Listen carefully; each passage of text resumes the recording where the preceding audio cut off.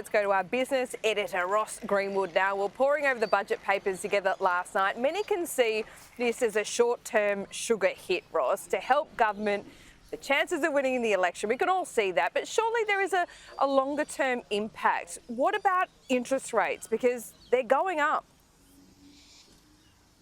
Look, that's one of the big things here, and this is the reason why the government had to be a bit careful not to spend too much money, because if it had, it would have actually simply added more fuel onto the inflation fire and would have pushed interest rates up longer and faster. So, say for example, there are some of the hollow logs, and I noticed even this morning Labor running a line that the government is cutting spending in some areas, money that had previously been unallocated. Well, my understanding is that money is now being allocated to areas such as women's safety and infrastructure.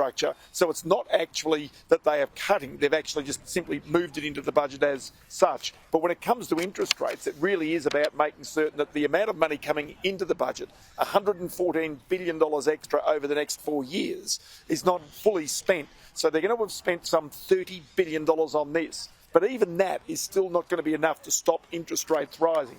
So in the budget last night, as we're looking through, you find this line: monetary policy is expected to begin to normalise from historically low levels in Australia, with the market pricing in a tightening cycle from mid-2022 until 2024. And what that's telling you is that interest rates, according to the government and the money markets, start to rise from about June this year, and they keep rising until 2024. So while families might actually be getting the benefit of some of the spending from the government short term, the truth is they're also going to have to cope with rising interest rates, maybe as many as 6 or 7 interest rate rises over the course of that subsequent 18 months or so.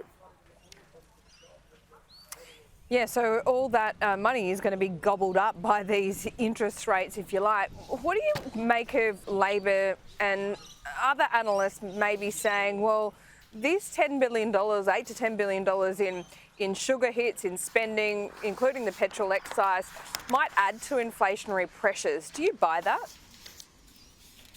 Well, you know, the interesting part about that is that how are people now going to deal with the $250 billion extra they have in bank accounts in Australia?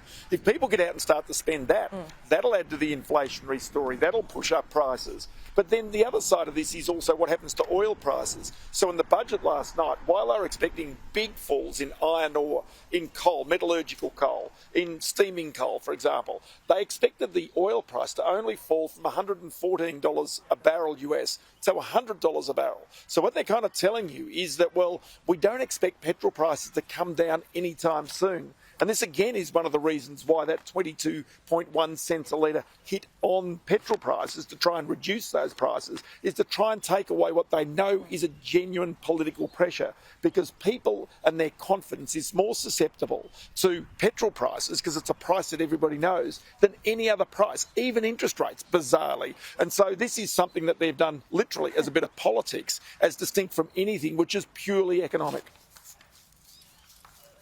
Big news this morning out of Telstra. CEO Andy Penn is stepping down. Geez, he chose a day to do it if he wants to bury it. Oh, it's so true. So Andy Penn's been the chief executive of Telstra since 2015 and has seen a massive transformation, including selling off all of the infrastructure of Telstra to help create the national broadband network. And that's been a massive transformation for him. And so now he steps down from that business. The Chief Financial Officer, Vicky Brady, will be actually taking that place. So this is pretty big news, I've got to say, in the corporate world. And as you say, the timing of it's quite incredible. But I will say that we will have both Andy Penn and Vicky Brady on Business Now this afternoon at 4:30. Of course you do, Ross. I would expect nothing less from you. We'll speak to you soon as well. You're not going anywhere.